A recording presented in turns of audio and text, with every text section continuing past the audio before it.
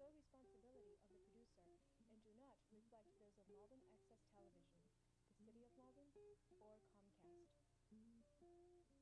MATV welcomes your comments.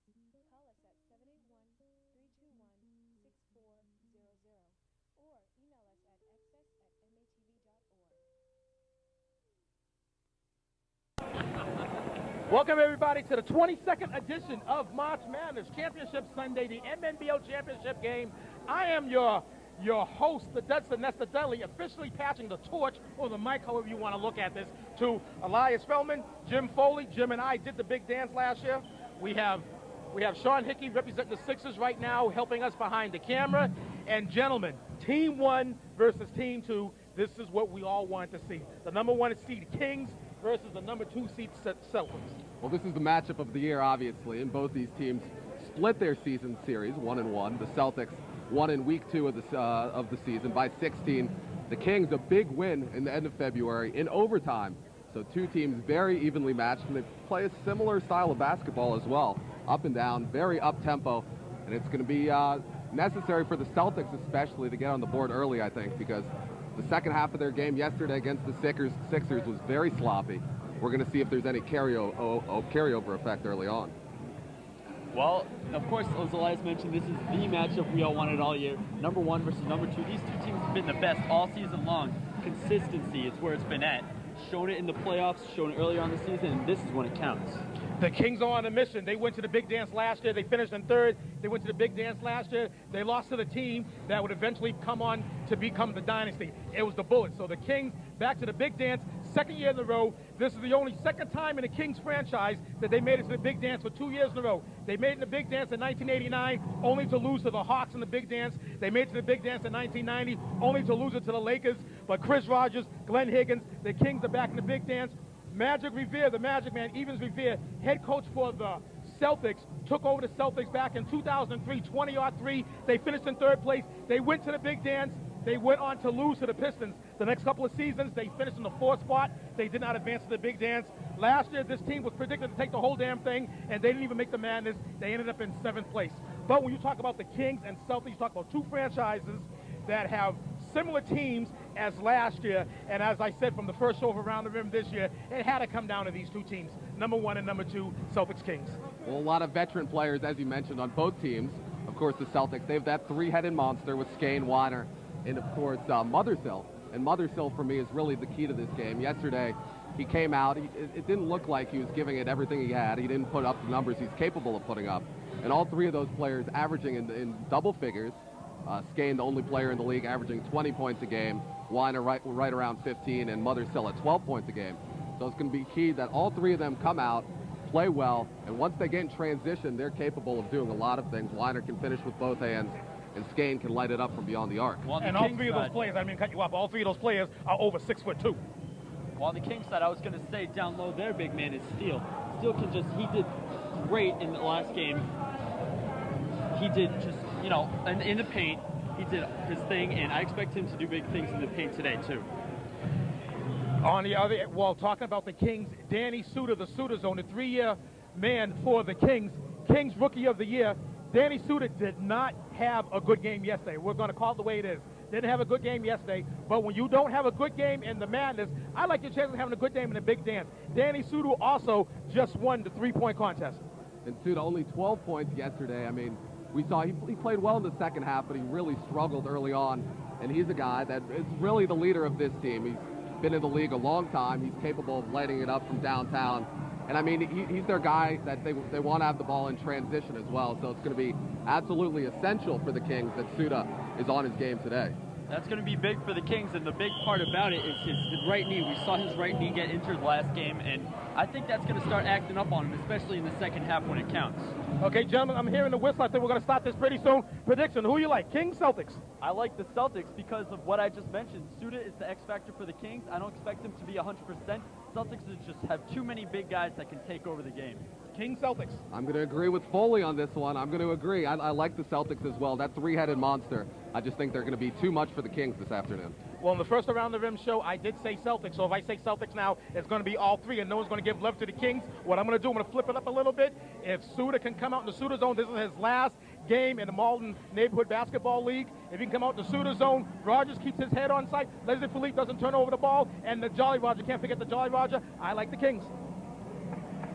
Gentlemen, I can't wait to sit back and just enjoy you guys commentating this game. Well, it's an honor, Nestor. Thanks a lot. We'll take the torch. I still got some more.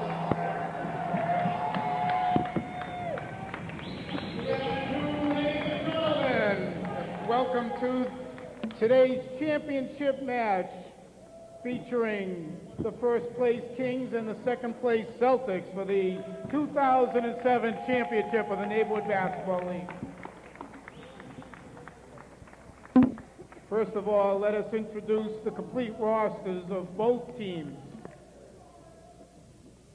First for the Kings, number 23, Michael Steele. Number 34, Sean McFeely. Number 12, Bobby Bedard. Number 21, Brian Horton. Number 5, Leslie Philippe. And now the starting lineup for the Kings. Number 8, Michael Ricketts. Number 13, Jimmy Cherry. Number 4, Roger Miles Hickey. Number 14, Richard Rogers. And number 7, Danny Suda. Head coach of the Kings is Chris Rogers, assisted by Glenn Higgins, Chris DeVega, and Danny Gillis. And now the roster of the Celtics. Number 8, Richard Dwyer. Number 15, Matt Schiavelli. Number 54, Donald DeRocher. Number 10, David Bossari. Number 5, Jason Chen. And now the starting lineup for the Celtics. Number 1, Michael Liu. Number 12, Marvin Mothersill. Number 3, John O'Leary. Number 9, Drew Weiner. And number 21, Bobby Skane. Head coach of the Celtics is Evans Magic Riviere, assisted by Joe Young and Shelby Pierre. And Iggy Gibson.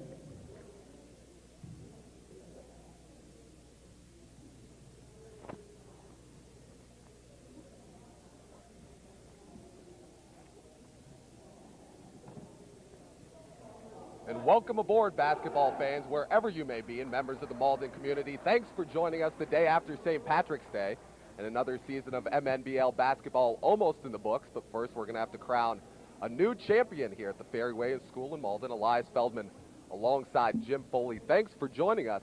And the coveted prize is on the line. Those jackets, who's going to get them? They're up in the air. And the final game here, a day full of festivities, culminates with this championship game. And Jim, we mentioned a number of times in the pregame show that this is the game everybody's been waiting for. Two of the best teams in the league. The Celtics, the regular season, at 12-2. The Kings of the regular season at 13-1. And this is really the way it should be. Elias, we look back at the history of these two teams. All-time the Celtics championships, they've won in 86, 93, 96, and 2000. And the Kings won their lone championship back in 2001. So we're underway from the Ferryway School here in Malden as Mothersill launches from the top of the key. It's off the mark and a foul called on the rebound. A tall guy Mothersill is, yet he still likes to take the outside shot. As the Celtics open up in a full court press. The jump shot off the mark. Weiner comes down with the rebound. The Celtics in their green jerseys with white trim. The Kings, the visitors today, in the white jerseys with purple trim. As now the Celtics move from right to left in front of us. O'Leary picks up his dribble.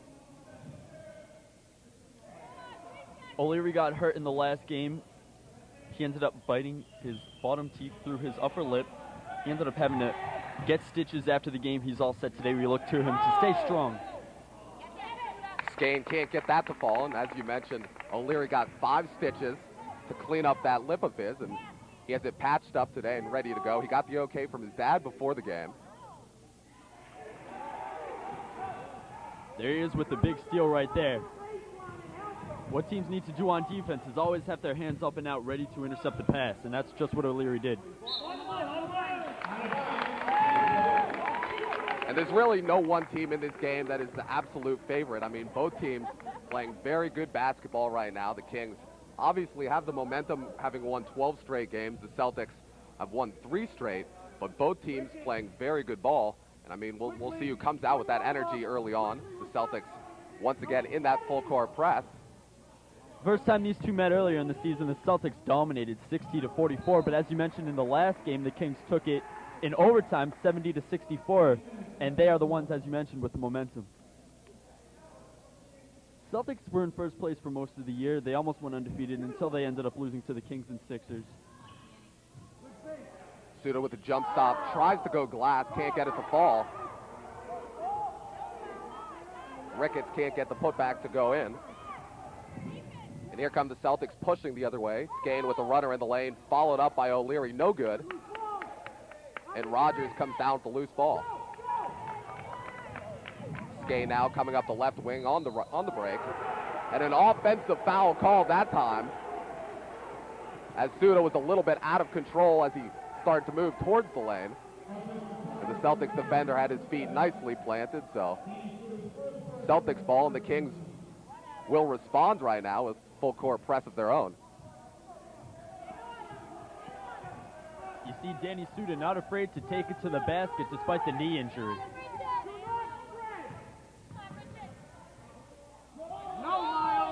Lou from the corner can't even draw iron. Suda comes down with the air ball, and Hickey will run the point, set up the offense now for the Kings. Hickey from coast to coast with the left hand off the glass. And no one stepped up that time and picked up the ball. Hickey took advantage and gets the Kings on the board. 2-0 early on here in the first quarter of the championship game. Sean Hickey, a great all-around shooter, can shoot it from inside and out.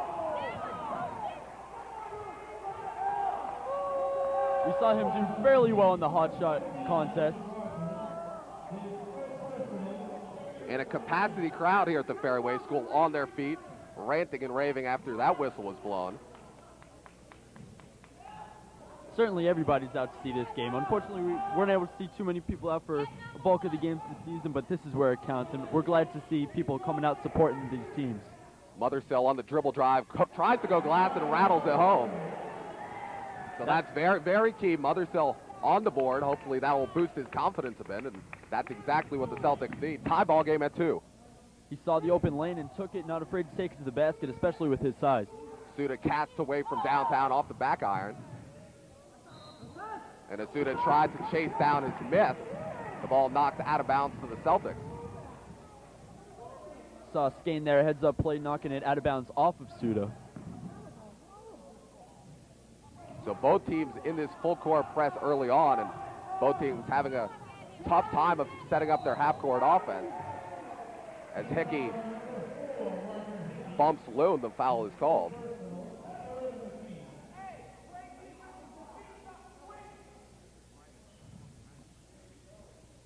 And I'm a bit surprised early on that Weiner is not running the point guard for the Celtics. He has been their man in the backcourt with that court vision, the real distributor for the Celtics all season long, and early on now, we've seen Skane being the one operating from the point guard position as Skane gets a look down low and the ball knocked out of bounds by Hickey.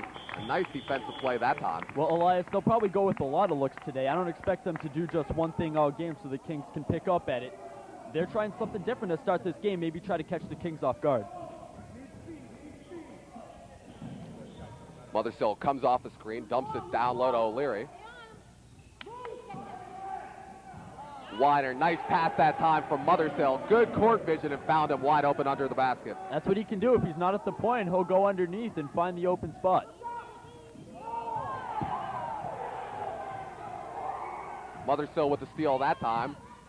Skane, the jumper, finished by Mothersill. Not sure if that was a pass or a shot, but either way it worked. And so the Celtics' pressure has been effective early on. They're on top 6-2, halfway through the opening quarter here in this championship game. And a very picky touch foul called that time on Mothersill.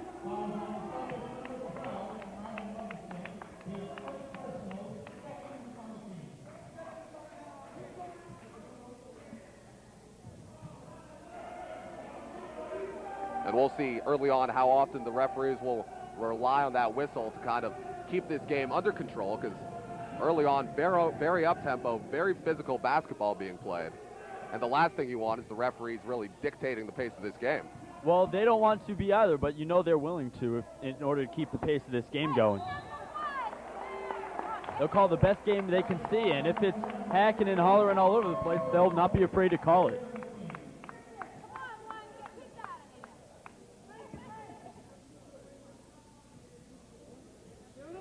Suda under the basket with the right hand. Nice cut that time.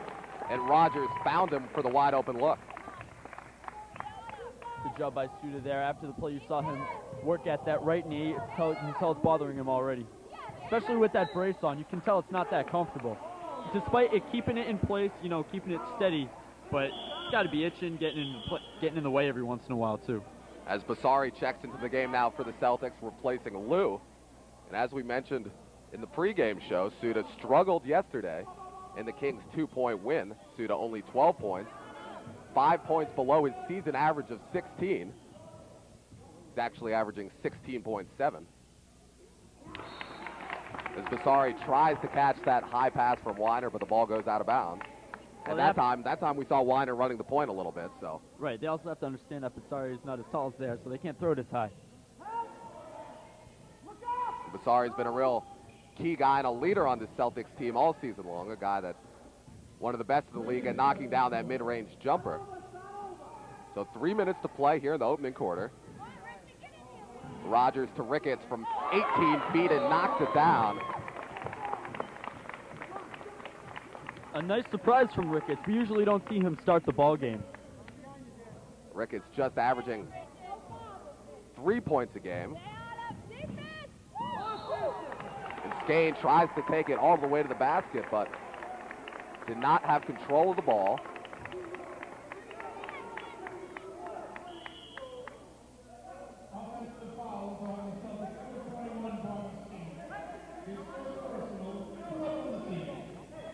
So this game is all knotted up at 6 apiece. 2 minutes to play here in the first quarter. The championship game 2007, and we're waiting to see which team will be crowned the 22nd champion of the MNBL. Is now Philippe operating from that point guard position. McFeely recently checked as the game, working on Basari. Philippe with a head fake, nice move, gliding to the basket. He's one of the most athletic players in this league, Elias. When he takes it to the basket, it's no easy task for a defender. He'll go all over the place.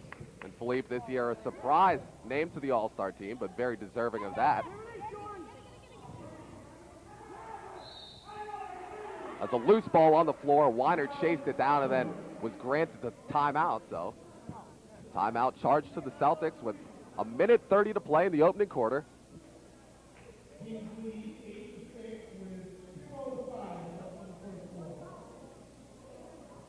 And the Kings with a narrow 2-point advantage right now, 8-6. And this is just the kind of game we expected. Very physical, very up-tempo. Both teams coming out with a head of steam and playing their brand of basketball. And Kings are definitely a physical team. They've been playing more physical than the Celtics right now. That's why they have that 2-point lead. Coming out very strong, going after the loose balls, hustle plays as we just saw right there. Heads up, calling the timeouts right there. Now having to take a chance at the jump ball where you could lose the possession. And really, all our keys to the game for both respective teams, Mothersill for the Celtics and Suda for the Kings, both coming out playing very well, each with 1 bucket apiece, and it looks like they are going to make the impact that they need to make.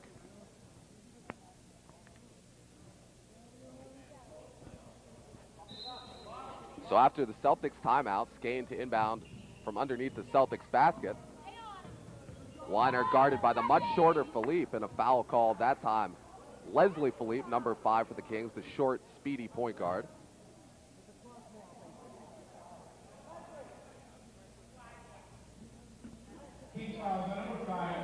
Cassar is a great player. He's very speedy. I'm sorry, I should say Weiner is going on Philippe, and it's tough. Despite Philippe's quickness, you know Weiner's going to want to go to the left, and it's very hard to stop him when he tries it.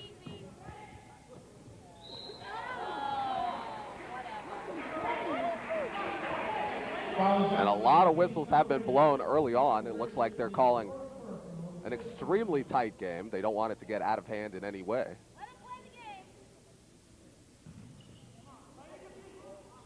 Mothersill now working on the right wing. Guarded by Rickens, dribble drive to the right hand, goes glass and knocks it down. There you go. Once again, he saw the lane down the middle and took it. He didn't go all the way to the basket because there were a couple Kings defenders there, so the stop and pop worked right for him. Rogers down low, double teamed by 2 Celtics defenders. He'll kick it out and reset to Philippe. McFeely recently into the game, swarmed by Skane. Philippe again all the way to the basket, this time not able to finish. Great defense by Mothersill there, getting his hands in his face, not committing the foul, but still disrupting the shot.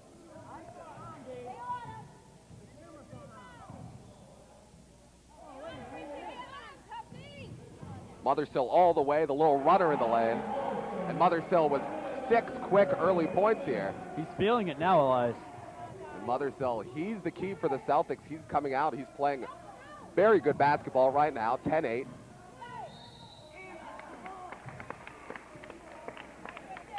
The Celtics on top by 2 and a foul called.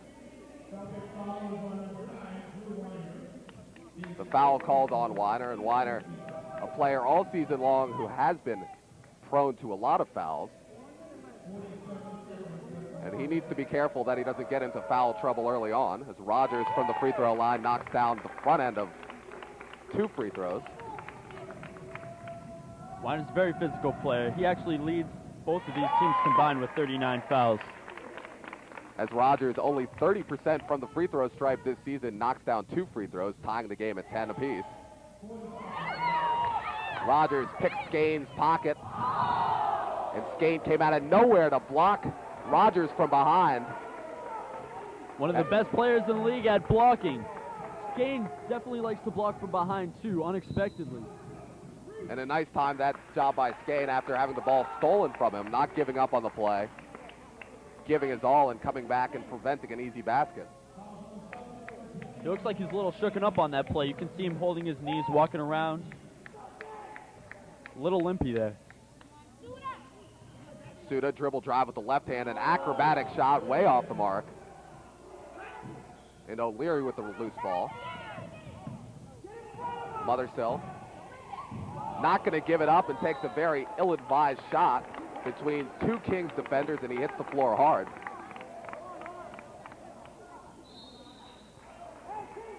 From our vantage point here at the scorer's table, Mothersill thumped to the ground. It looks like he's going to be okay. He's up and walking around under his own power.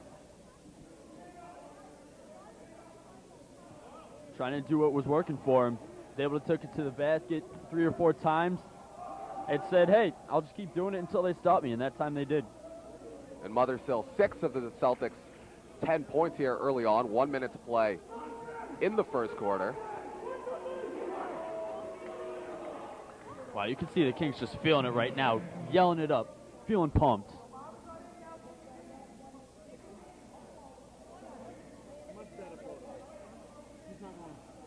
Thanks.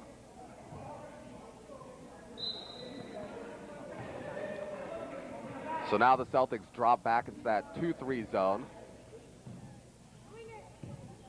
Leslie Philippe may have got away with a traveling violation there and gets the ball back now, top of the key. Dribble drive, goes around the pick, loses control of the ball but gets it back. Rogers with the head fake, gets it to Philippe, who's swatted by O'Leary. And at the end of 1 quarter here from the Fairway School in Malden, we're all knotted up at 10 apiece, and we have a good one brewing here. just what we expected. Both teams coming out playing very well, playing well in transition. And after one quarter, all tied at 10 apiece. Very physical game.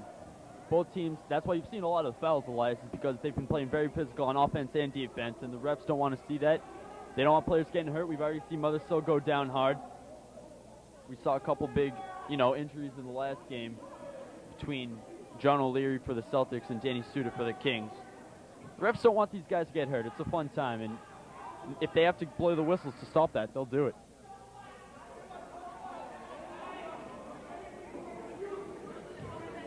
And as we wrap up the 22nd season of MNBL basketball, we'd like to thank everybody behind the scenes, Jim and myself, our first full season here at the MNBL, and it's been a real pleasure to watch these kids come out, play their hearts out, and we're being rewarded here with a fantastic championship game. Of course, the winner of this game on Around the Rim, ATR, next week, with your host, Nestor Dudley. That should be a great show, the season finale of ATR. Rogers finds Ricketts down low. He goes up strong and is fouled. And Ricketts will go to the line to try to convert the old-fashioned three-point play.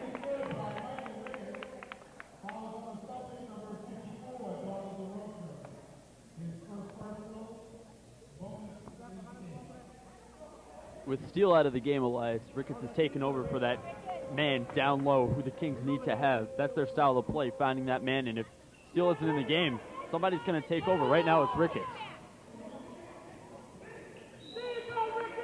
As a jump ball is called after Ricketts' missed free throw, and he's a real surprise for me. A guy that has only been to the free throw line six times all season long, and he's definitely been a factor here early on in this one, early on in the second quarter now. 12-10, the Celtics trailing by 2. O'Leary now with the wise decision to pull back. He didn't have numbers, and now Weiner will set up a play. As Weiner dribbles the ball off his foot, and the Kings will get the ball back. Lindsley Philippe stealed up the left side. Caused Weiner to go too far outside than he would have liked and bounced it off his foot.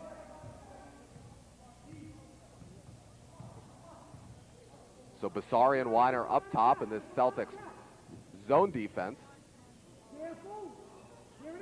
Ricketts with a mid-range jumper at bottom of the net. Wow, Ricketts is on fire right now in this first half. And Ricketts has already eclipsed his season scoring average of 3.1.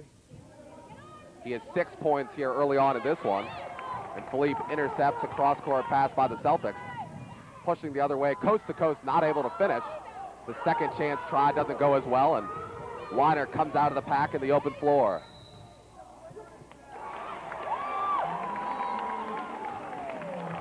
We saw Weiner do that a lot in the last game, too. Sort of unusual for him. We didn't see too much of that during the regular season, but in the last game in particular, he traveled more. That trend has continued. And we saw in that last Kings possession that Philippe, a very quick, speedy player, has the ability to get to the basket. But, I mean, we've seen him all season long. He struggled in transition, finishing those wide-open layups. Yeah, going to the basket, he does it much better in the half-court offense.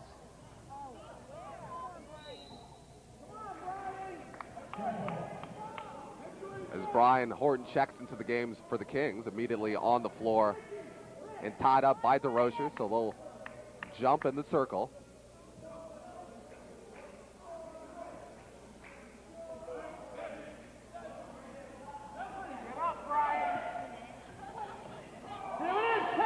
As Horton wins that tip-off, Philippe now, top of the key, dribble drive, gets it down low to Rogers. Check that Steele, who's fouled as he goes up for the shot, and he'll go to the line for 2. As I mentioned earlier, Steele's the guy that needs to be dominant in the paint. With him fresh in the game, he's ready to take over that task. And Michael Steele has been relatively consistent from the free throw stripe this season, shooting at 58%.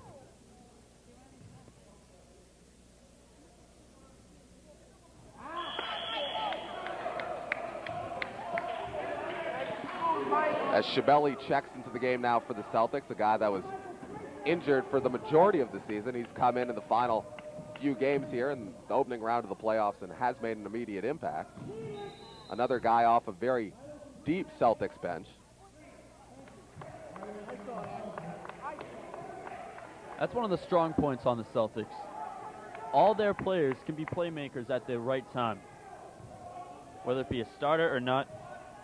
Sure, Coach Magic does like to keep his starters in a lot of the time, whatever the lead or deficit may be. But when the reserves do come in, because they are guaranteed a minimum of 6 minutes per game, they definitely know how to shine and play their role.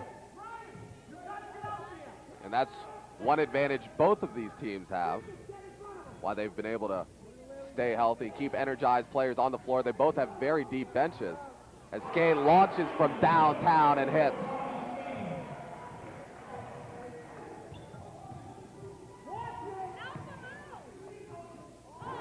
Weiner with the steal now on the open floor to his strong hand, his left hand, and gets it to go.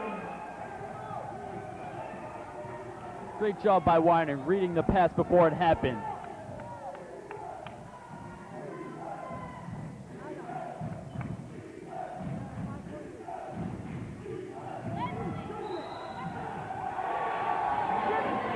And a traveling violation called as we hear resounding chants of defense coming from behind the Celtics bench.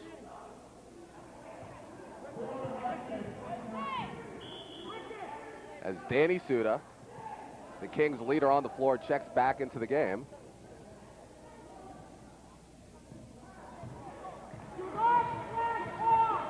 Right at the halfway point of this second quarter, all knotted up at 15 apiece. A great ball game here, the championship game 2007 from the MNBL.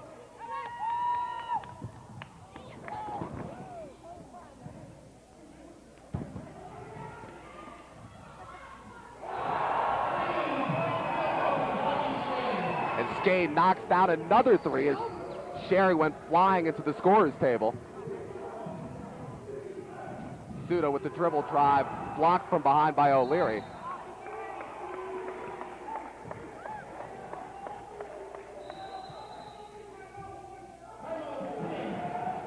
And a fantastic hustle play that time by Sherry. Didn't pay off. The Kings were shorthanded and Skane knocked down his second three of this second quarter. Well, right before he had that dive, Coach Glenn was yelling at his team to keep it up, keep it up. Don't want them to slack off for any 1 second of this ball game.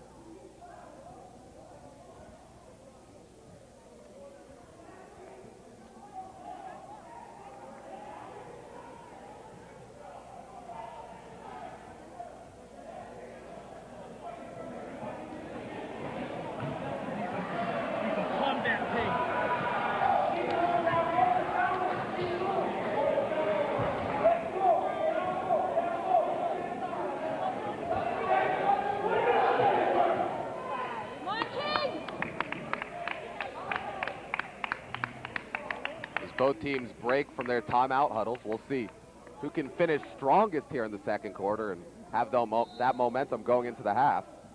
The Kings, to inbound from underneath their own basket. And Skane comes up with a loose ball. Weiner finds Shibeli wide open under the basket and he shuffles his feet.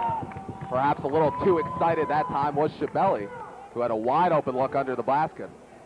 Well, that's exactly what he was. He was directly under the basket. That's why he had to take that extra step. Has to know when to dribble.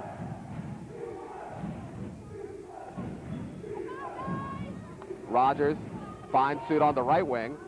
The head fake, picks up his dribble and finds Sherry top of the key. Now Horton. Steal. One dribble, goes up strong. Can't get it to go. Rogers rises for another jump shot off the mark, and second chance opportunity, and Suda swatted away by O'Leary.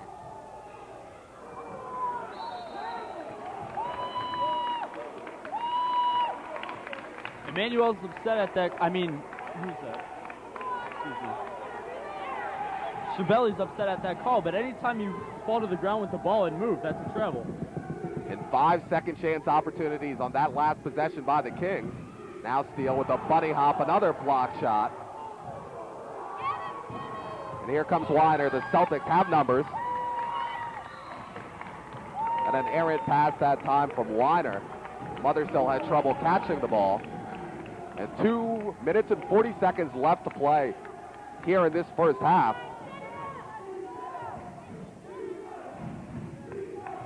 Suda finds Rogers, who's swarmed by Celtic defenders.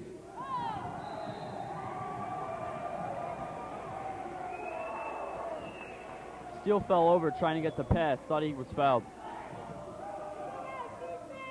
The Kings once again pick up that full court pressure.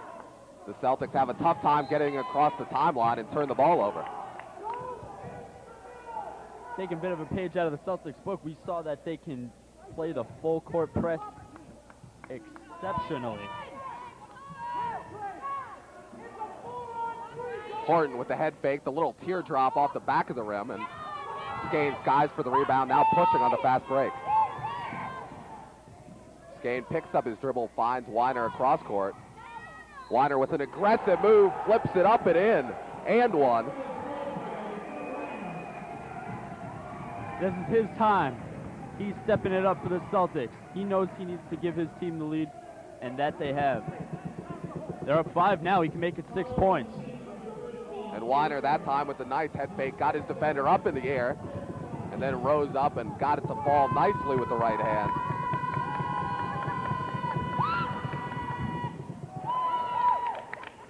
As Weiner misses the free throw, he has struggled from the line this year at right around 34% all year long. So now the final minute and a half of this second quarter.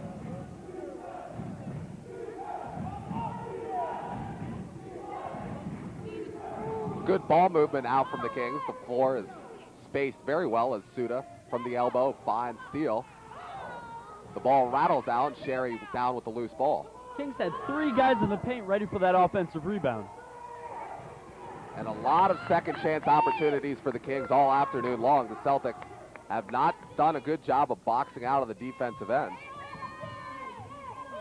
O'Leary now with an elbow jumper, doesn't fall. And right on the other side, Skane is always in the paint ready for an offensive rebound.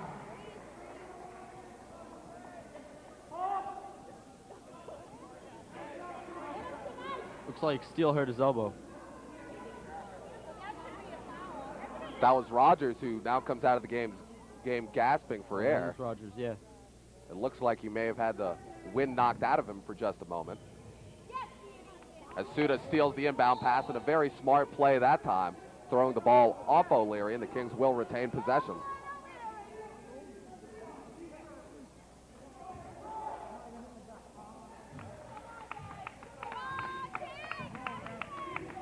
So Sherry dribbles the ball up court with the right hand, through the circles, and Suda skies to the basket.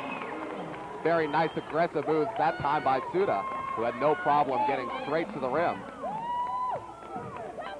And 1 minute to play here in the second quarter. 20-17, the Celtics up by 3.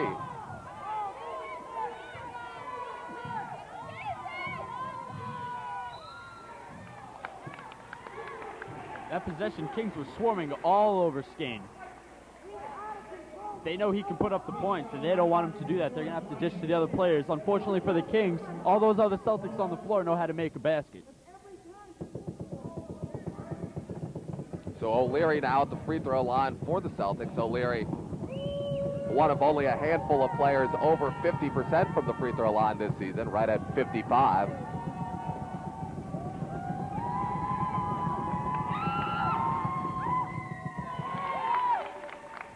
As Kings fans try to root their team on from behind the Kings bench.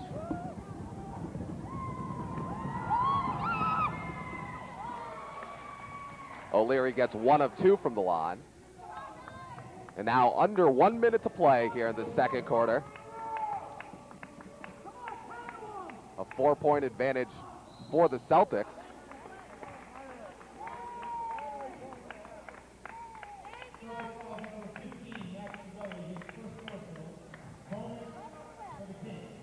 And with 30 seconds to play in the second quarter, the Kings now in the bonus. And Michael Steele will go to the free throw line for a 1-and-1. as Rogers checks right back into the game just a minute after he hit the floor very hard. Horton will take a seat and get a breather right before the half.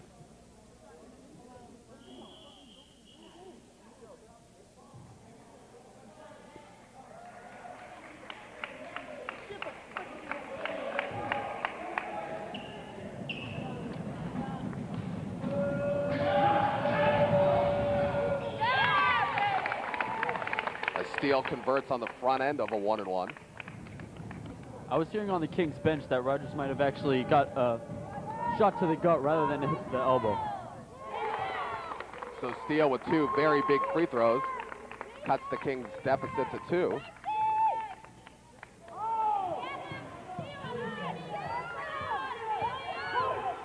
Mothersill now. Looks like the Celtics will hold for the final shot of the quarter. Skane launches from downtown off the front rim, and here comes Sherry wide open in the open floor. Weiner back the other way, dribbling with the left hand. The teardrop doesn't go, and an offensive foul called that time on Weiner.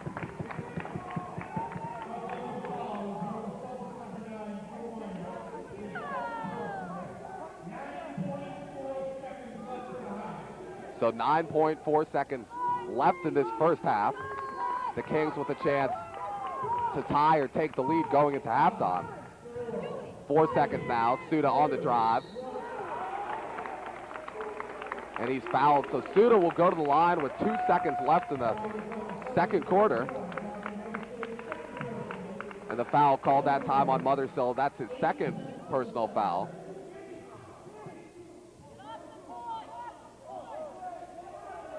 And the Kings now in the double bonus.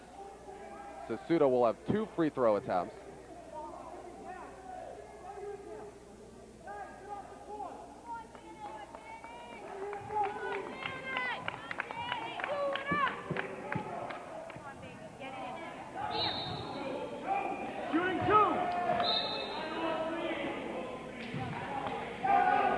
So a timeout called now by the Celtics, and we'll have 1 free throw upcoming before the half.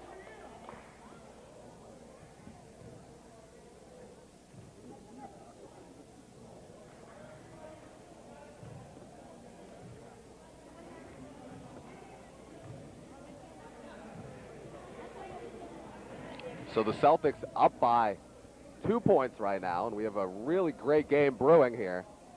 And really what could end up being a game for the ages, and the championship game 2007 of the MNBL. Thanks for joining us wherever you may be. Elias Feldman alongside Jim Foley. Well, certainly looking better than last year's finals when the Bullets blew away the Kings. You knew the Kings wouldn't let that happen 2 years in a row. And these two teams won back-to-back championships to start the millennium. The Celtics winning their last championship in the year 2000. The Kings followed the next year with a championship in 2001. And one of these teams will be crowned 2007 MNBL champions and get those jackets that everybody wants. And just a couple years later, Coach Magic took over as head coach of the Celtics. He has yet to win a championship, a jacket you could say, on his own as the head coach, and he can do that today. The only Celtics coach in franchise history to not have a jacket.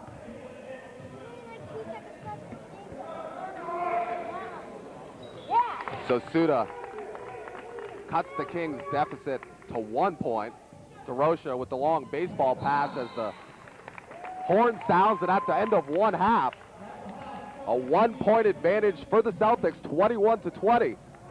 And don't go away. We have a good game brewing here, and the makings of one of the best championship games of all time. Stick around.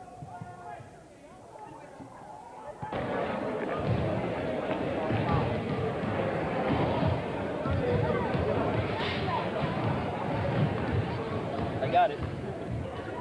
No, not that one. No, that's Mike number 3. Right.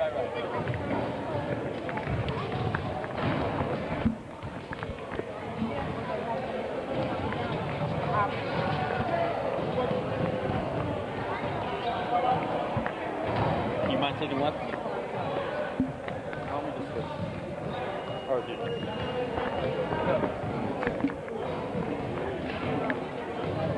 Back here at the Ferry Way School in Malden, a great first half. The Celtics up by 1, 21-20, and a very tightly contested game, definitely living up to its very high billing. And here in the first half, the Celtics, the three-headed monster we talked about, playing very well. Skane and Weiner each with 6 points. Mothersille came out, scored 8 in the first half, and they're really going to need to have those 3 players continue to play at that high level. You'll love to see Mothersille step up. I mean, you mentioned earlier in the game that it's a three-headed monster, but from what I've seen most of the year, it's been just Weiner and Skane. I haven't seen too much of Mothersille. He did miss a few games, but good to see him step it up here in this first half. And Suda only with 5 points in the first half. He's really going to need to step up his game. Well, we knew going into the game, at least I mentioned earlier, that because of that knee issue, he's probably lost a step, if not a half a step. And even after all the baskets that he's made, every time he's gone to the basket, I've seen him try to adjust his knee, try to loosen it out, and that's what's held him back so far. Well, we look forward to a great second half from the Ferry Way School in Malden. At the half, once again, the Celtics up by 1. Why did you bring up the game plan? Back at the Ferry Way School in Malden, 2007 MNBL championship game. Number 1 seeded Kings, number 2 seeded Celtics. Right now the Celtics are up 21-20 as the Kings will start to inbound to start the second half. And I spoke with Coach Glenn at the half, and he said the team isn't playing the game plan pretty much, and which is using the inside and outside lanes, not going to the middle. They're settling for jump shots, which they shouldn't be. When they're taking it to the basket, they're fading away instead of leaning in and trying to draw the foul. Well, we look forward to a very good second half here, of course. Very low scoring. Both teams playing a very physical style of ball. Weiner with the fake to the right goes left, as we know he does, and takes it to the basket. Makes it and will go to the line for a foul shot. At that time, Weiner seemingly effortlessly sliced right through the Kings' defense and finished with a very acrobatic move. And Weiner now with 8 points in this ball game. Him and Mothersille now both with 8, the Celtics leading scorers.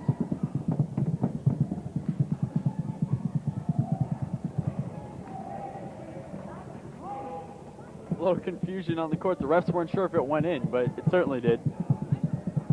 You'd think the refs would know if the ball went in the basket.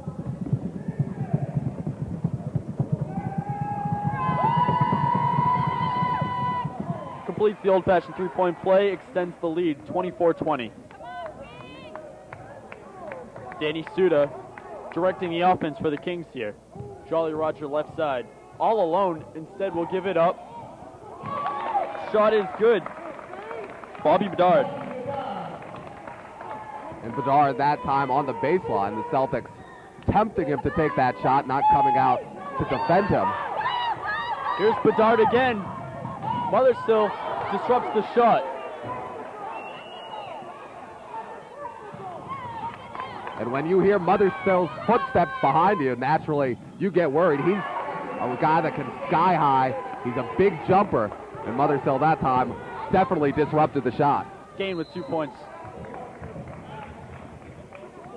Meanwhile, Danny Suda goes to the basket. He's fouled.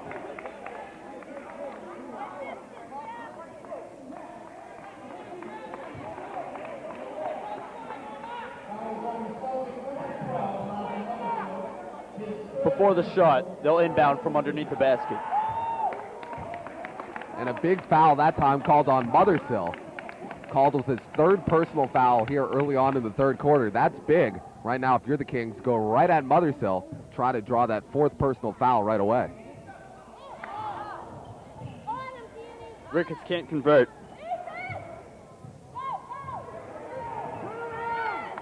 Mothersille pushing the offense. Outside to Chen. Weiner to the basket. Dishes to O'Leary. Off the glass for 2. John O'Leary. And Weiner with a Magic Johnson-esque no-look pass that time. And a beautiful dish. Set up O'Leary in a perfect position to put that basket in the hole. I don't know. I might say Kuzi-esque, personally. Being a local Celtic guy.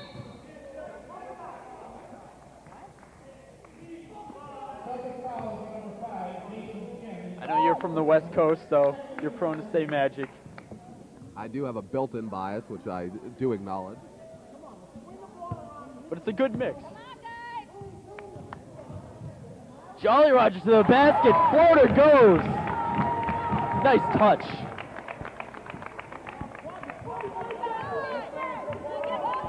The lead is only 4 now for the Celtics. It's 28-24. Weiner. Mothersill. Shen. Can't convert. Skane with the offensive rebound. Turnaround jumper, no. Danny Suda. Near side. Tries to dribble through everybody and can't. Coach wanted him to pass. Now Weiner will try to do the same and same result. However, this time, Weiner is able to get his own rebound on the offensive side and puts it right back. 30-24 Celtics. And at the half, the Kings changed up their defensive strategy, now playing a box and one. Richie Rogers is guarding Bobby Skane, and thus far it has not been an effective technique. Suda inside to Rogers. Turnaround jumper, short. Suda tries to save it, instead steps out of bounds. Celtics ball.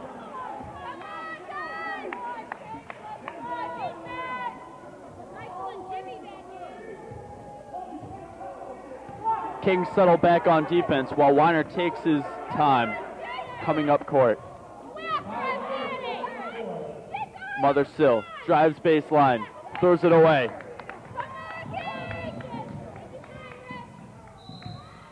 Rogers traveled before he got the pass off.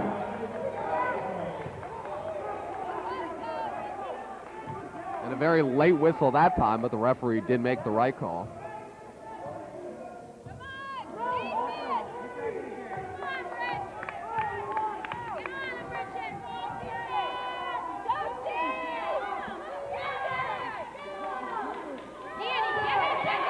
Weiner, top of the key, loses the ball. Before he can get the pass off, he travels himself. He was worried whether to go up with it with the shot or to pass it up, and before he could make the decision, he had taken too many steps. Just past the halfway point of this third quarter.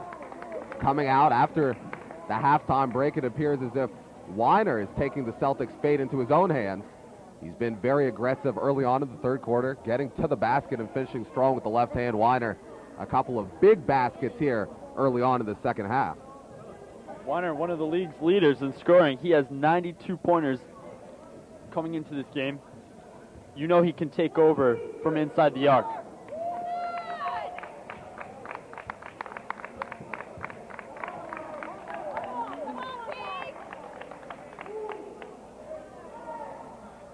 Coming out of the timeout, Celtics maintain their lead 30-24. And this championship game, as big as any we've seen in the past, the loser will have a very long offseason, 9 months to think about this one. Coach Glenn was trying to substitute to the Celtics players, but right after that, the Celtics realized what was going on and correctly substituted back. An uneven matchup. It's a chess game.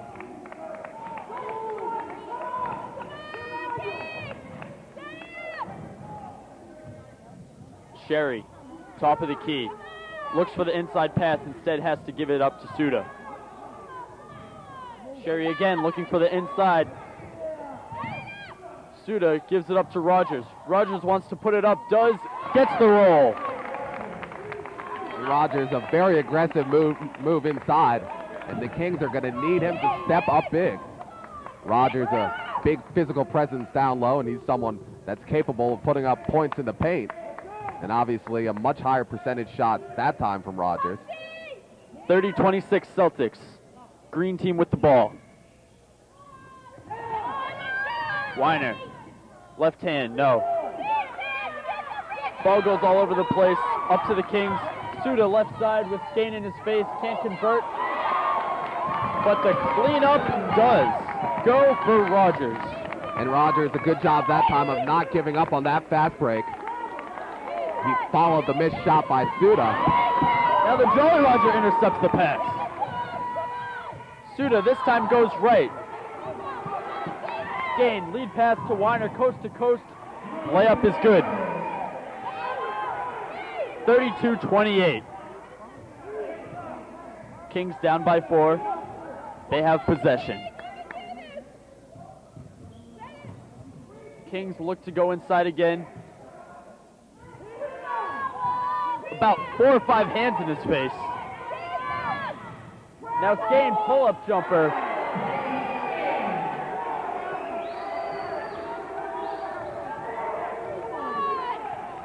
(34-28) Celtics.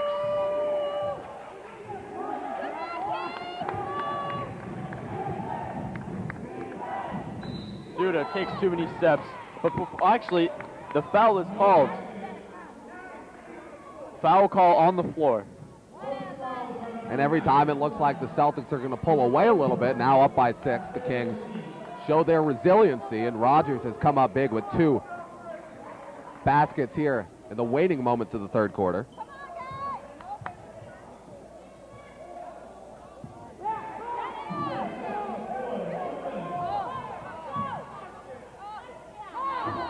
Extra pass goes to Rogers. He can't put it up. Celtics travel. Goes right back to King's way in the offensive zone.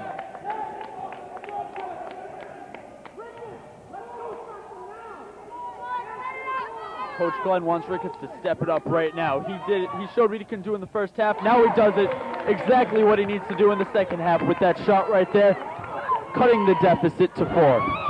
And Ricketts on that inbounds play just camping out in the middle of the lane. No Celtic defender found him, and he had a wide open look at the basket. Skane baseline, no. Mothersville, yes. Mothersville now with double figures. 10 points on the afternoon for Mothersville. Suda, baseline. Disrupted shot, can't get it to fall.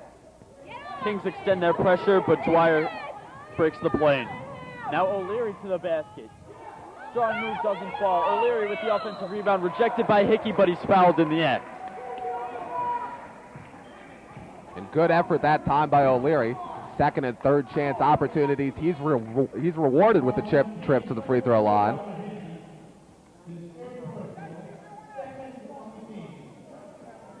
That's 3 on Hickey.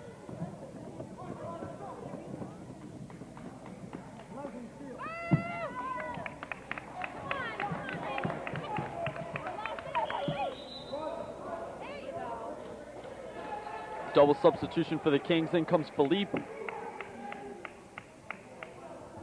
as well as Steele. And Hickey comes out of the game. He's in a bit of foul trouble right now.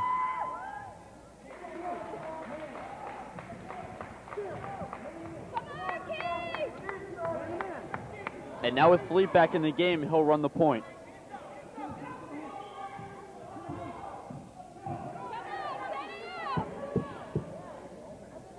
Kings once again looking for the inside man.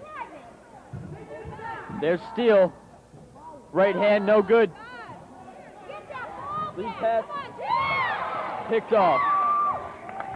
And Sherry, a very athletic move that time, not allowing Skane to get an open look on the fast break. Sherry's one of the best defenders in this league. Once again, Celtics will push. But before they can, John O'Leary double dribbles. And the Kings going with their most athletic lineup right now with Sherry, Philippe, and Suda working the backcourt.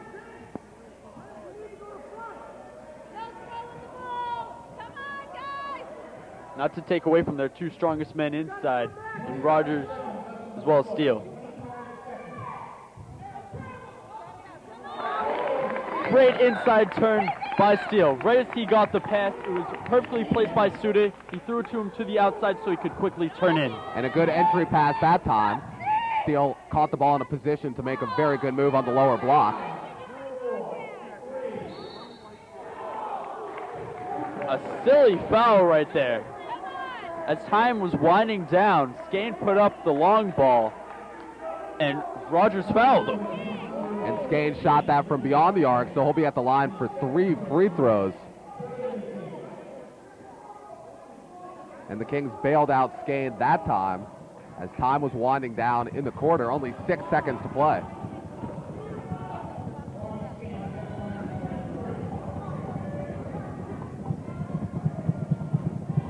Celtics have maintained their lead this entire quarter, Elias. Right now it's a 5-point lead, could be 6 if this next free throw is made. But the Kings not going away. They're hanging in there. And this capacity crowd stomping their feet, making noise. And Skane will have one more attempt from the line. Certainly won't affect Skane. He, on the season, was a 73.1% free throw shooter. That was a new MNBL record.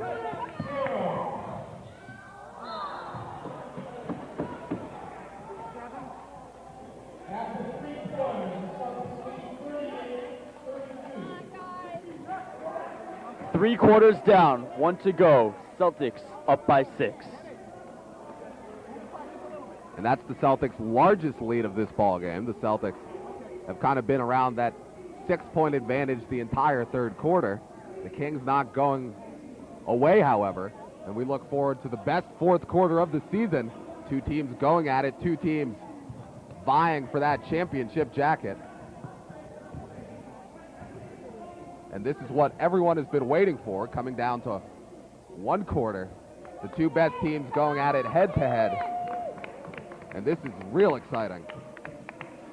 Indeed, Elias. You see on the Kings side, settling his team down, Coach Glenn, telling them what they need to do. He's an experienced coach, been with this team for a long time. He knows exactly what his team needs to do to come through and get this victory.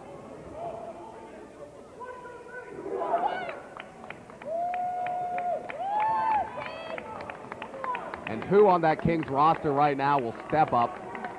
Who will take the fate of the Kings into their hands and start to take over this game? Somebody is going to have to start putting up some numbers and being aggressive. The Kings need to continue to go to the basket. They can't settle for open jump shots continually.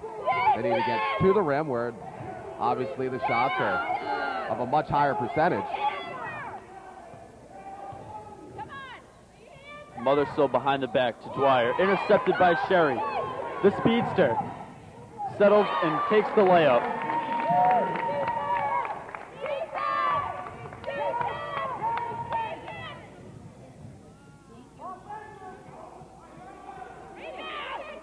Weiner, offensive rebound, gets it to go.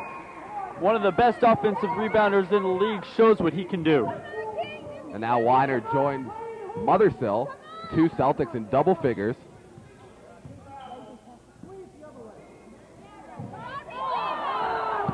Rogers tries to go up left side, just short. And Rogers puts that very nice Kings ball movement to waste after missing a wide open layup. Now inside to O'Leary. Nearly thrown away. Skane holds on. Wild shot, no good. Lead pass to Sherry. Sherry well outnumbered. Maybe should have held up there. Instead, he put it up off the glass and got it to go nowhere. And the referee's letting them play a little bit now. As a foul is called and Mothersill goes to the line, but a very physical game right now. Just 2 possessions ago, it looked like Skane had been hacked as he started to make a move towards the basket, but no whistle was blown.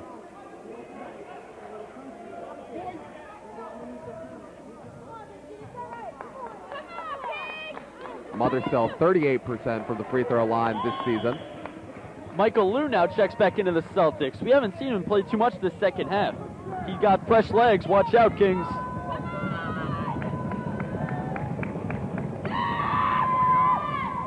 Mothersill converts on the second free throw, making it an 8-point game. So the Celtics' largest advantage of this ball game at 8. O'Leary very sloppily, not watching what he's doing, travels with the ball. You mentioned last game at the end of it that the Celtics had sort of a sloppy style coming in to this game. That might have shown just there. Richie Rogers to the basket for 2.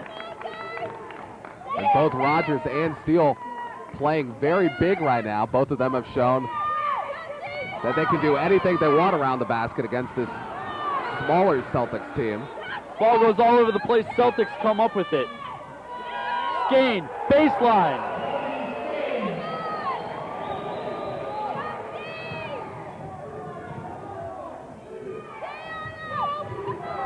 Suda being smothered. Finds Philippe. He wants to take it to the basket. Can't get it to go that time. Ball on the floor.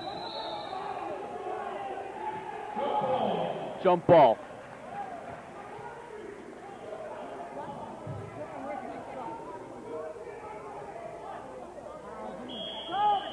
McFeely and Ricketts will check back into the game. And just like that for the Celtics, Lou comes right back out.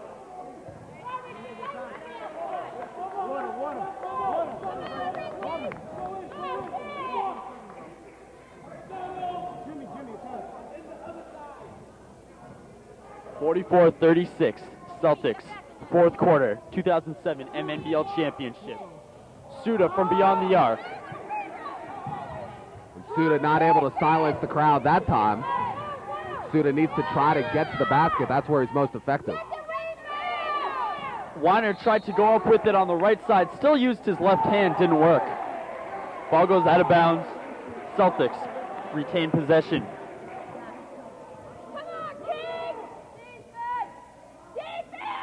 The Celtics now trying to extend their lead to double digits. Air ball there won't work. Foul on Skane as he tries to get the rebound. And the Kings are going to have to find a leader very quickly out there on the floor. They need to put points up on the board. There's no doubt about that. The Kings down by 8, and Suda is going to have to make something happen on this possession. They'll certainly have to hurry up in this fourth quarter, and they have their hurry-up players set to come in the game in Philippe and Sherry. Not in the game right now, but they look to come in very soon. Wild shot. Tries to throw it out of bounds. Weiner does it successfully. He'll keep the possession for the Celtics. Kings call a timeout.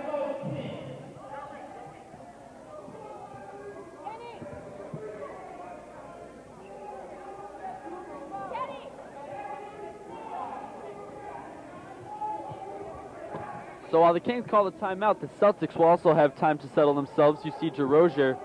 Looks like something's going on with his face. He's been holding his eyes. Might have took a hand to the face of some sort.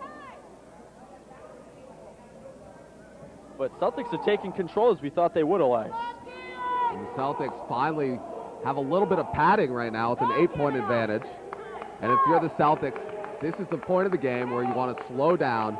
You really want to set up your half-court offense, try to limit turnovers, and really start chewing away at that clock. The Celtics know how to play both facets of the game, up and down, as well as half-court offense. So no matter what they do, they can succeed at it. But as you mentioned, if you want to use the clock and not commit the fouls and the turnovers, then the half-court is the best option.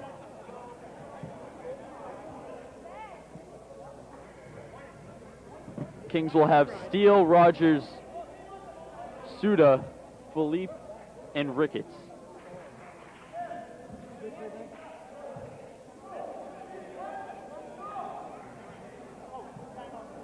Three out of their 5 starters are on the floor.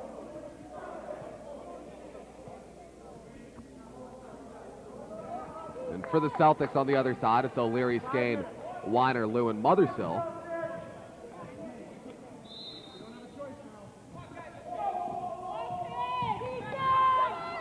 Kings extend their pressure to full court as we expected they would at this point in time.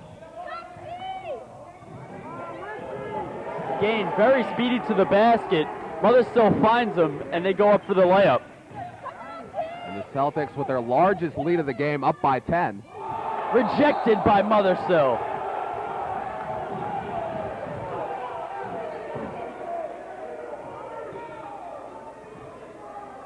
Somehow goes off the Kings, and the Celtics keep it.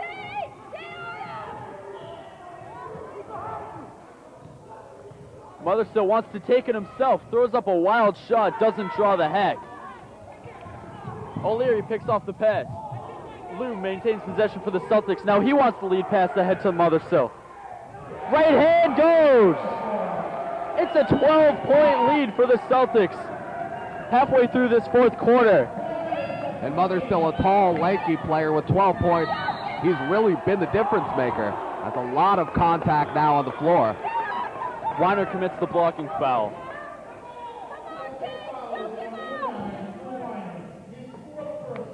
4 on Weiner.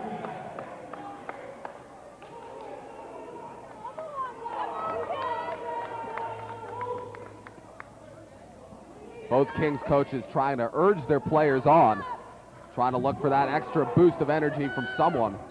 Lou steals the ball. Goes out of bounds off the Celtics. Off the Kings, rather. Celtics keep it. Dangerous pass there. Very arid.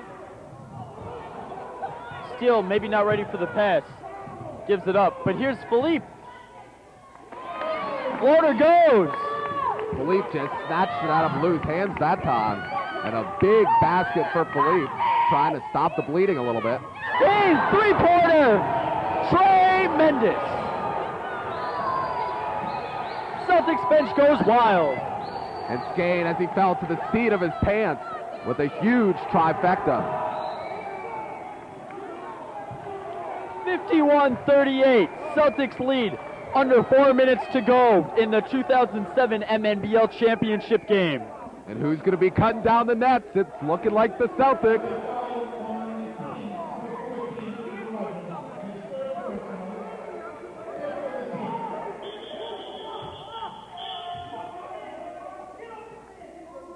As the Celtics fans behind their bench rise to their feet, urging their team on and sensing a taste of victory in the air. The Kings are angry now. They better use their anger to the right way and take it to their advantage. Play smart as well as strong. Weiner to the basket. Count it.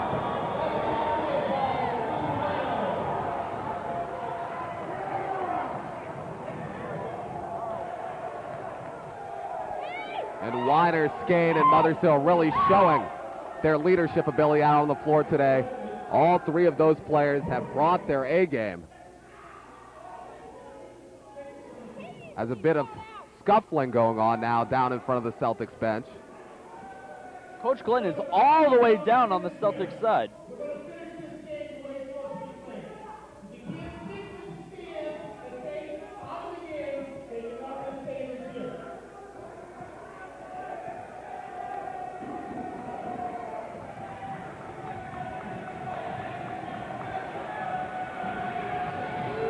And an announcement made by the commissioner, Ken Mazonson, for the fans to stay composed so that the game can be completed in a sportsmanlike fashion. And now the Celtics beginning to feel those fine leather jackets on their backs. 54-38. Here comes Philippe. To the basket for two. That's what he knows how to do. Nice job that time by Philippe. A quick basket. That's exactly what the Kings need. Stolen away by Sherry. And just like that, they get 4 quick points.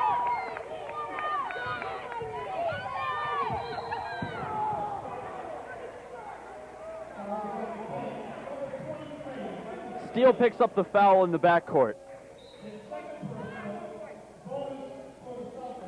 And that puts the Celtics in the bonus.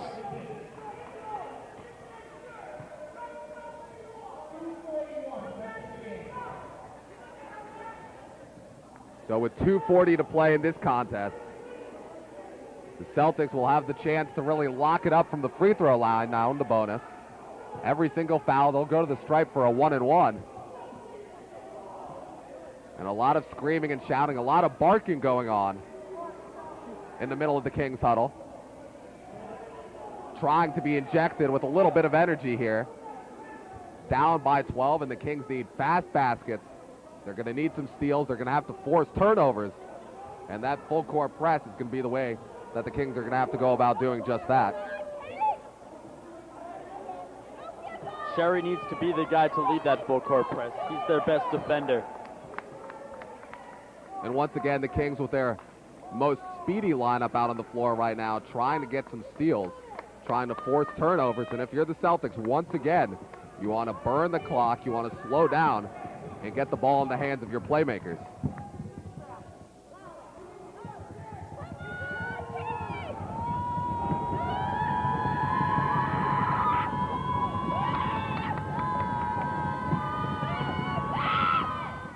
Drew Weiner converts with the crowd noise behind him.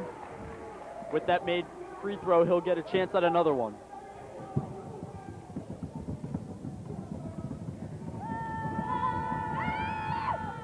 Converts both. It's 56-42.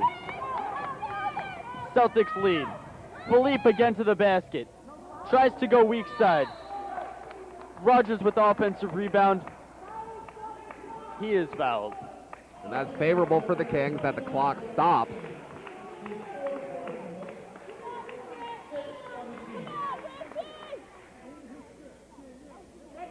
Well, right now the Kings are going to have to do it from both the defensive and the offensive end if they're going to have any chance of pulling out a miracle finish here.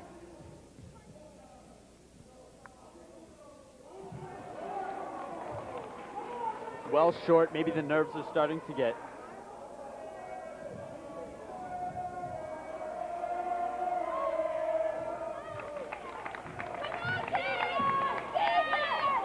Knocks down one of two.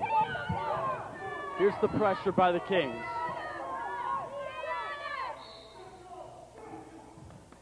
And the Kings create a jump ball.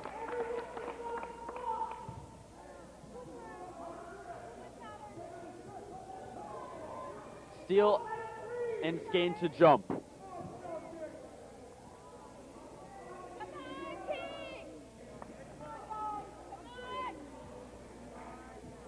In a long season, 14 games of hard-fought basketball come down to this. The final 2 minutes here, the Celtics looking like, right now, they're the team that's going to be wearing the leather jackets and possibly claim that 2007 championship, and they're slowing down right now. It is a 13-point lead. However, that's a charge right there, going right back to the Kings' way. The Kings are doing everything they need to do to come back. And you can't fault Mothersille for his aggressiveness there. Sherry just made a nice play. He got both feet set in front of Mothersille and kept his shoulder square. Suda tries to do it all himself. Ball is partially blocked, and they'll get a jump ball called. Just over 2 minutes to go. Hickey coming right back in for the Kings. Out comes Sherry.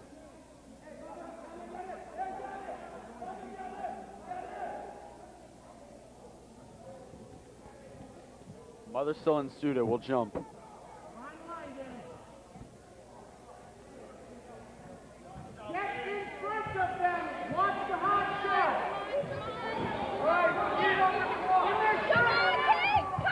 Celtics break the plane. Weiner with the quick shot, partially deflected, but it goes right into Skane's hands, and that lucky move ended up getting them a basket. However, on the other end, Suda goes right back and puts it up. Surprising to see the Celtics go just as fast. You think they'd settle themselves down? With under 2 minutes to play and a fairly sizable lead, the Celtics really don't need to score anymore, and they don't want to foul the Kings as they go to the basket.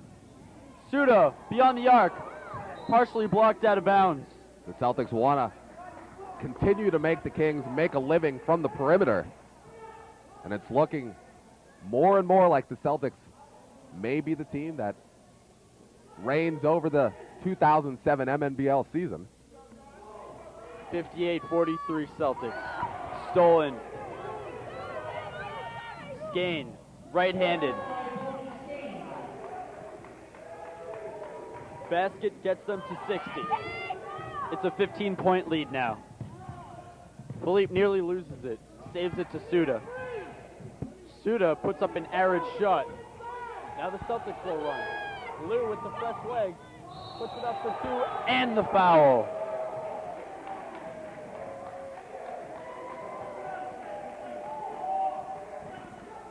And Celtics fans beginning to sense that excitement behind the Celtics bench and what will be an emphatic victory here today for the Celtics.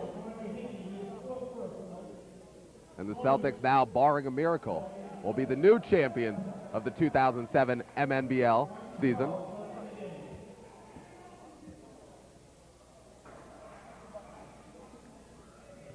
Of course, you know Magic will keep all his top players in the game. Won't take any chances.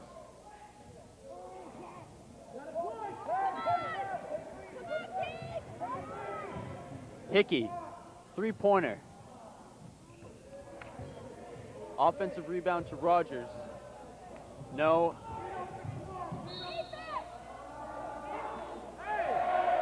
Hickey fouls out.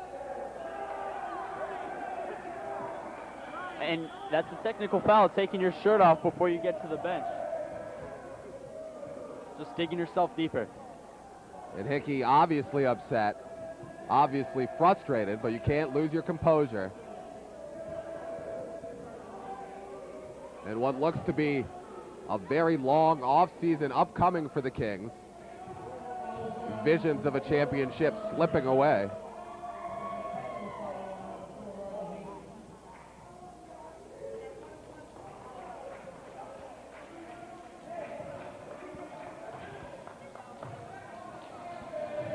(62-45) Celtics.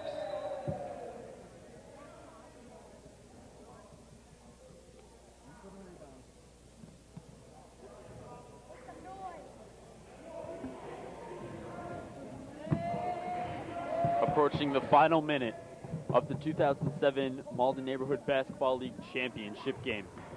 You know the Celtics coach, Coach Magic, no problem with his confidence. It's only going to boost that with a win here and another jacket to add to his resume.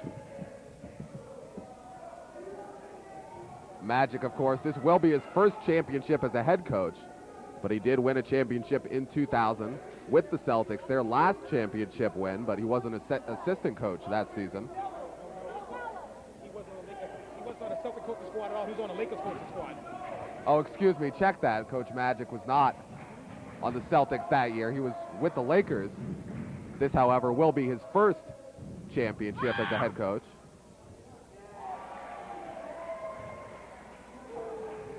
Skane dropping like butter.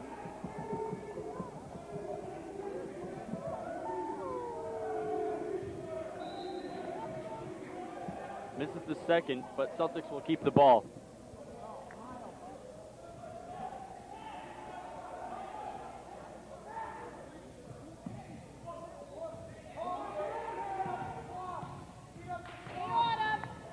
And really what hurt the Kings all game long was second chance opportunity for the Celtics. The Kings failed to rebound underneath the basket, and that's really what has doomed them this entire game.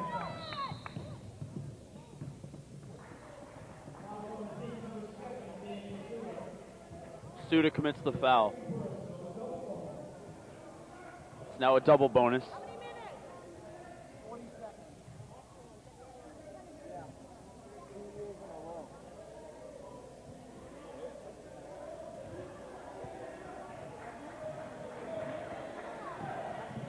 So for the second straight year, the Kings have made it all the way to the championship game. They made it a little closer this year, at least at the start. But the Celtics have just pulled away entirely this fourth quarter. And with 40 seconds to play, a very anticlimactic finish here at the Fairway School in Malden. The Celtics really slowly extending that lead throughout the second half. And both teams, very veteran teams, will have a new look roster next season. So really for the Kings, this is something they've built up. I mean, a 3-year cycle usually in this league. High school players, once they graduate, not able to play in the MNBL. You also have to worry about if the players are too good, they might want to play on the high school team and drop out of the MNBL.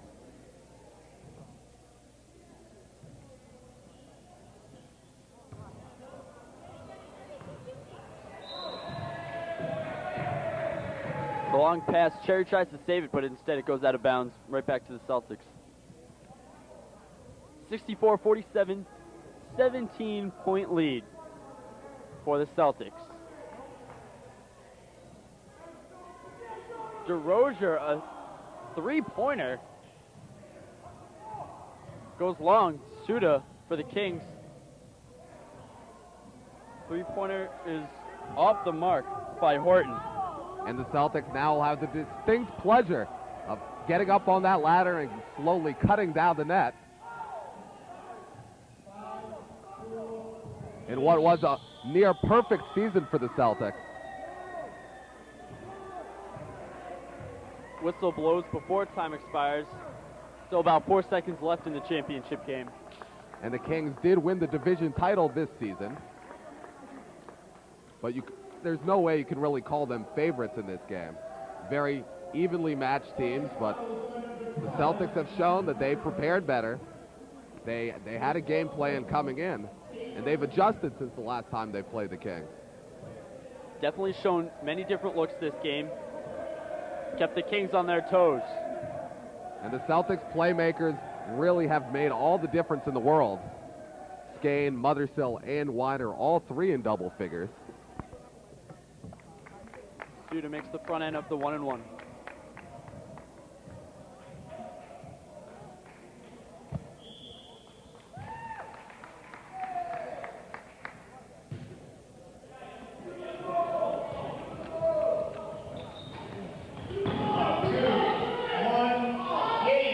And that'll do it for the 2007 MNBL Championship game. Celtics win it, 64-49. We have a new champion. As Celtics fans storm the court, bouncing up and down, the celebration has begun, and you're not going to want to go anywhere because we're going to cover the post-game ceremony, the cutting down the nets, and the Celtics, the team that pulled this one out. They played better in the championship game and very deserving of this win.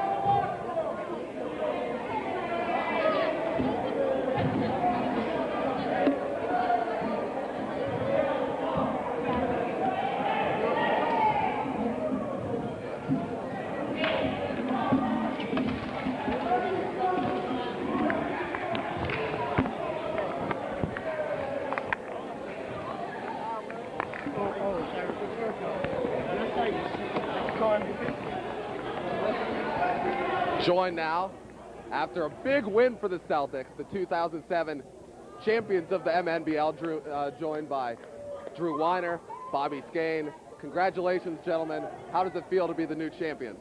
It feels good. Everyone knew pretty much from the beginning of the season that it was going to be us and the Kings. And it was a great game, and I'm glad we pulled out the winner. It was good. Everybody expected them to come out hot.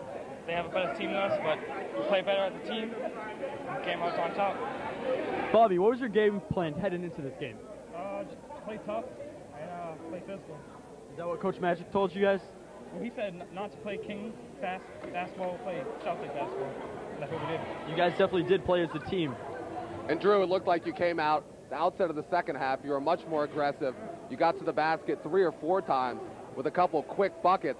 I mean, did your game plan change? You got to the basket much more in the second half. Yeah, well, they were playing pretty aggressive defense on me the first half, so I thought I was going to give my other teammates a chance to score. Second half, I wanted to get Richie, Mike, all them in foul trouble, so I decided to be more aggressive, take to the hole. Excellent. Congratulations, gentlemen, and enjoy this.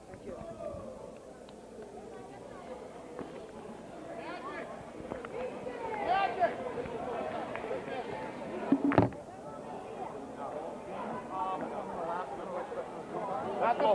Not this week, coming up next week. Channel 3. Channel 3. No, Channel 15. Yeah. And it's also going to air the entire month of April, too.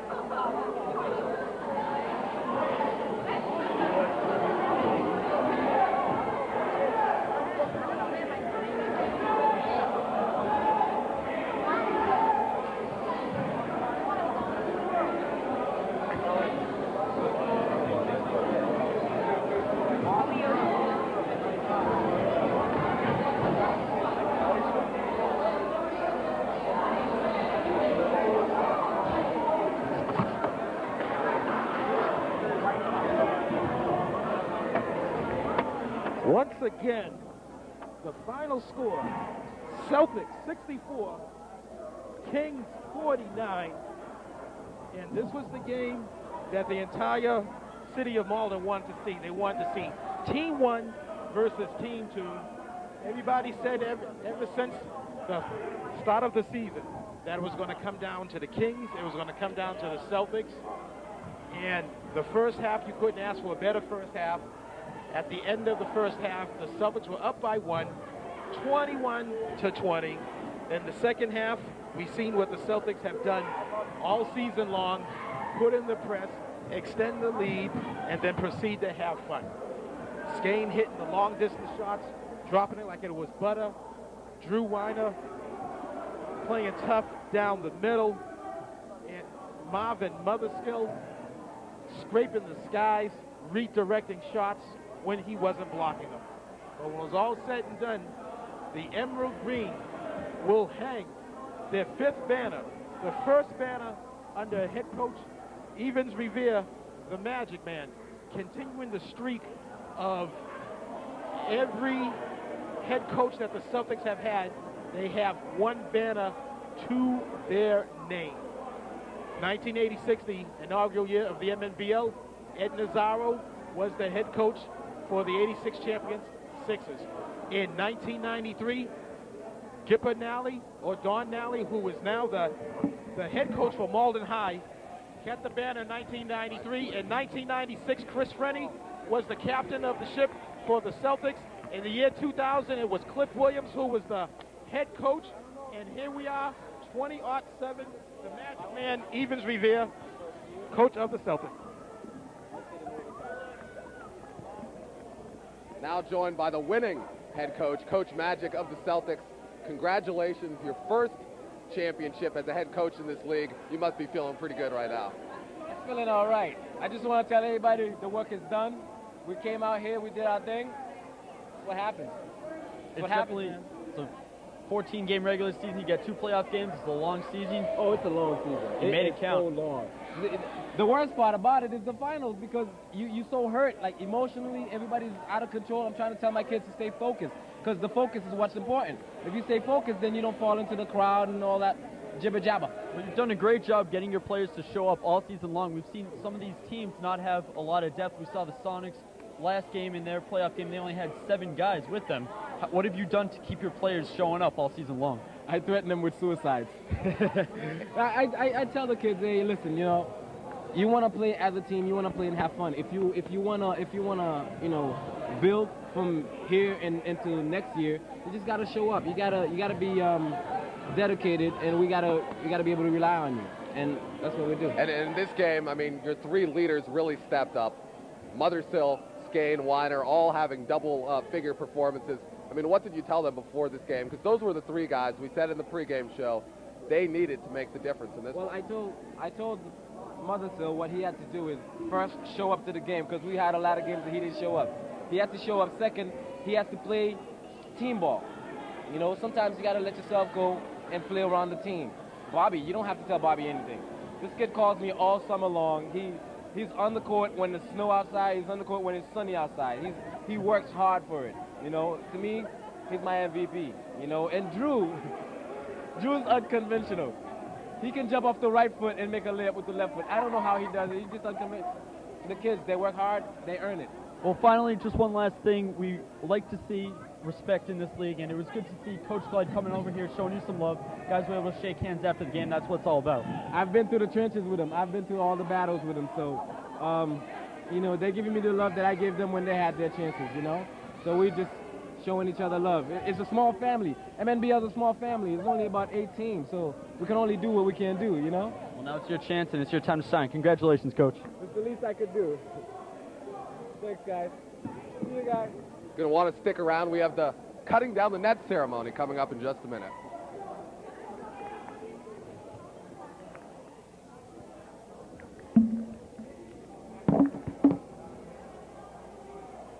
I'm just letting this run. That's what we do. We just let it run. You can try to get as many, like what I try to do. You know what? I'll grab people so I'll grab people to go over there and block them. That's like you hear me yell, like, come on, come on, come on.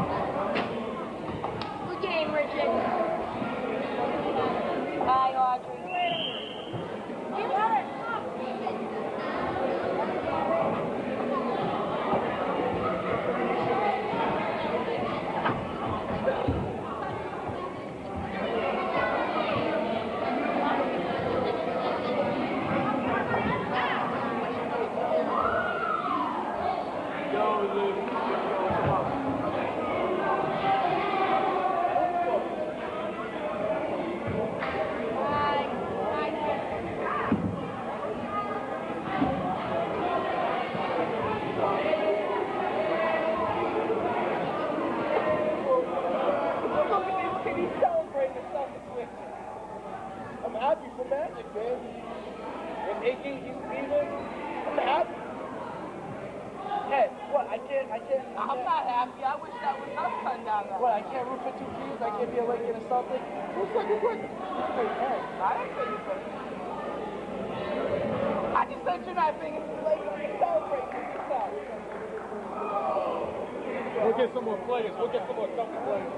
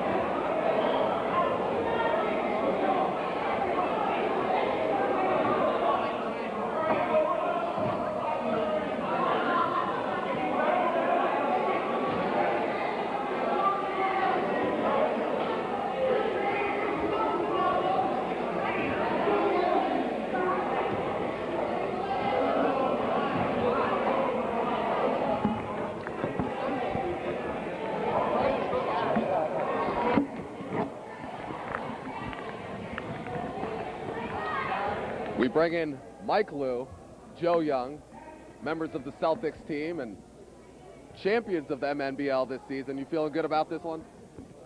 I'm excited to this. Come on. And I mean, Mike, you've been a guy that's you're kind of a role player on this team. You hustle a lot, you make it happen, very quick and speedy. I mean, what were you thinking about coming into this game and having to defend against some of the better players in the league, such as Danny Suda, Rogers, Hickey? I was pretty nervous going into this game, but I just pulled through and just tried my best and give it a mile. Well, being an assistant coach on this team, starting off, you were a player on this team too, right? Yep. So did you see a little bit of yourself on the court today? I did. In 2003, I actually was in the same position, playing in the championship. Unfortunately, I didn't win the championship, but this year, I got my jacket. I thank all my players. They're the ones who did it out there. We just coach. We do what we need to do. They go out there and play. And Joe, I mean, it's been a long run for you, your first championship as an assistant coach. I mean, what's it like getting this win from a coach's standpoint as opposed to being a player? Well, as a player, I had control of who's going to win and who doesn't win. As a coach, you have no control. You try to motivate the kids to play, but if they don't want to show up and play for a game, then that's on them. We have no control over that. I know as a player, I put 110%, but you hope that they would go out and do the same, but sometimes it doesn't happen that way. All right, thanks a lot and congratulations. Thank you very much. And now we see Commissioner Kenny Mazonson getting ready to cut down the net.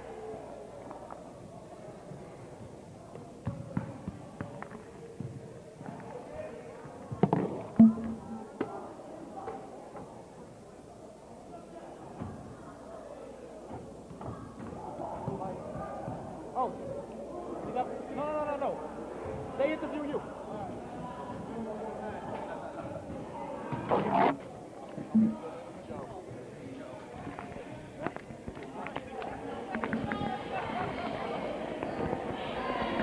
Here with Joe, Matt, you came in late in the season for the Celtics. I mean, you weren't around for much of the year, but I mean, a role player, you played real well down the stretch, and I mean, how does it feel to get this win as part of a really great team in this league? Well, I mean, 3 years on the team. I didn't play the whole first, 3/4 of the season. So it's a good feeling. I'm glad. I hope Magic can retire now. Really happy for Magic. Well, how has your ankle been since coming back into the league? Well, I actually never really got cleared by the doctors, but I don't want to tell Kenny that or anyone else in the league. So I'm just happy, everything went through. I got to play. Well, don't worry, we won't tell anybody. Congratulations on the big one. Thanks a lot. And it's a 9-month off season. It's a long off season, so I can only assume that a lot of trash talking tends to happen. Want to wear the jackets around school, The work's been done. The work is done. Excellent. Thanks, fellas. So, that's it. 2007 MNBL champions, Celtics.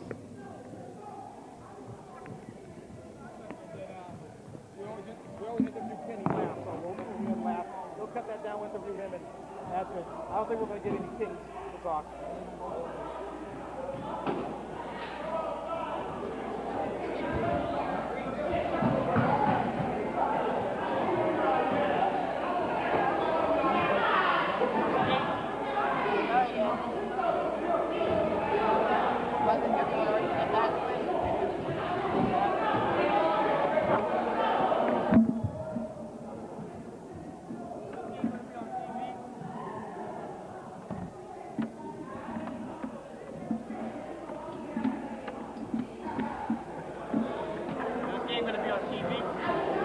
That's the plan. In a couple of weeks. And it's going to play the entire month of April, too. Entire month of April? Channel 15. 3 o'clock? In April, I don't know. Probably. Probably.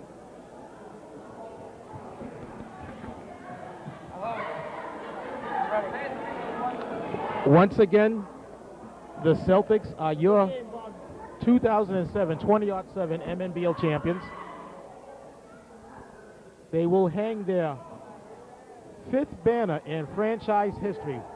Once again, 1986, the first year of the MNBL, the Celtics were the very first champions. They followed up again in 1993, 1996, 2000, and now 2007. 20-07, the Celtics are your champs. This is the Magic Man's second appearance as a head coach to the Big Dance. He went to the Big Dance in 2003, rookie head coach of the Celtics. Mighty Joe Young was a player. He was a third-year senior on that team, and they could not come home with the title. They lost to the Pistons in 2003. In 2004, Magic's team came in 4th place. In the Madness, they went up against the Bullets. They lost to the Bullets in the Madness. In 2005, the Celtics came in 5th place. In the Madness, they lost to the Lakers. They almost took it to the boys in a purple and gold, but at the end, a couple of big blocks by Brendan Berger enabled the Lakers to go on and become the 2005, the 20-05 champions. Speaking about the Magic Man, Magic Eves and Revere, he's up there right now cutting down the net. Once again, in 2006, the Celtics did not make it to the Madness. But as a few Celtics have said that they were on a mission, this season was a season of a mission, and the mission has been completed. So the question remains, will the Magic Man retire? The Magic Man has always said he would get a title and retire. But let me tell you, folks, I've heard of other coaches saying the same thing, and the only coach that has ever got a championship and retired was Coach Don McKnight. He did it in 1998 when the Pistons hung their first title. He said it at the very first meeting that no matter what, win, lose, or draw, he was out of here. So I suspect the Magic Man to probably come back and try to defend his title.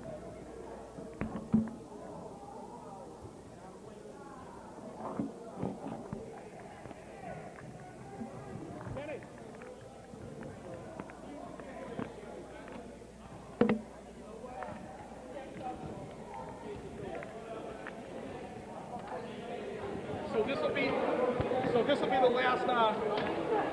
be the last interview, and then you guys can wrap it up. Is this like that go to Disney World? Yeah. That's what you say.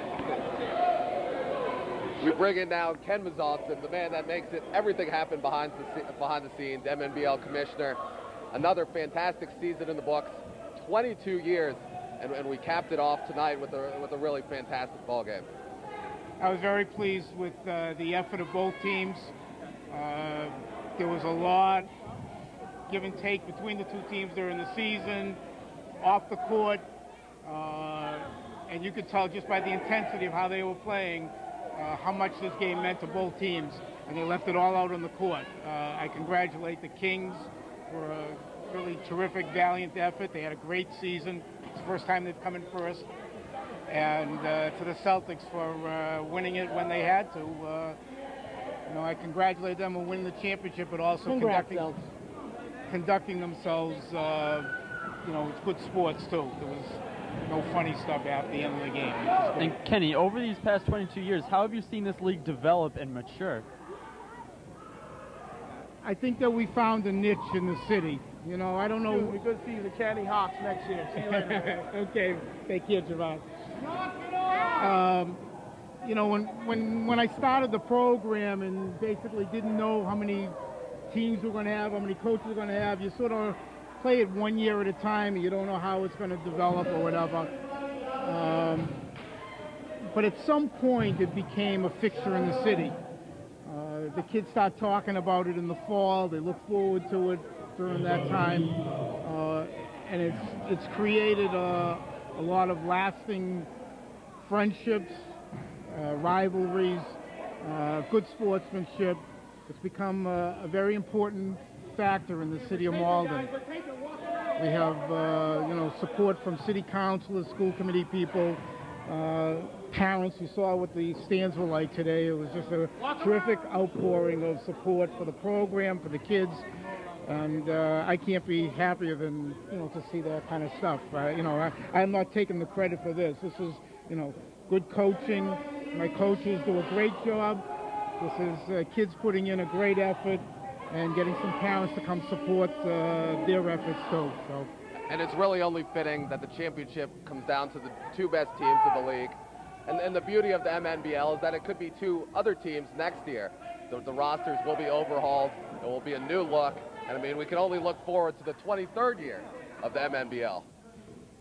Yeah, I would agree with that because you're limited to 3 years and you're done.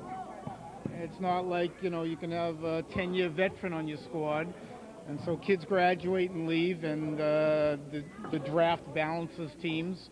And there's a constant flow change of which ones are the stronger teams and which ones are the weaker rebuilding teams. And, you know, if you look up there, you see they all have banners already. So, yeah, you know, if you were to ask me to handicap it next year at this point, there's no way I could. There's a lot of good talent coming back, but certainly the Celtics and Kings are going to have to replace a lot of good ball players. Chris, I want to congratulate you. Thank you. Great job. Great job. Well, as the gym is clearing out behind us, another fantastic season, and it was a real pleasure for Jim and myself to be alongside, and we look forward to coming back next year as well. Well, I want to conclude by saying somebody had a great idea to call Emerson College, because I want to thank both of you guys for being very dedicated, certainly interested participants in the program. I think as outsiders, you now get the feel for what recreational league basketball is and means to these kids in you know, the city of Malden. And you know, I'm very happy, and you've done a great job. Well, it's a pleasure to be a part of a top-notch organization, and we thank you. Okay. Thanks a lot. So for everybody in the MNBL, another great season. The champions, the Celtics, they will walk around, sport those jackets, the new look. I'm sure they'll enjoy the long off season. For Jim Foley, Nestor Dudley is always doing beautiful work behind the camera. Commissioner Ken, thank you everybody, and so long. Have a great off season.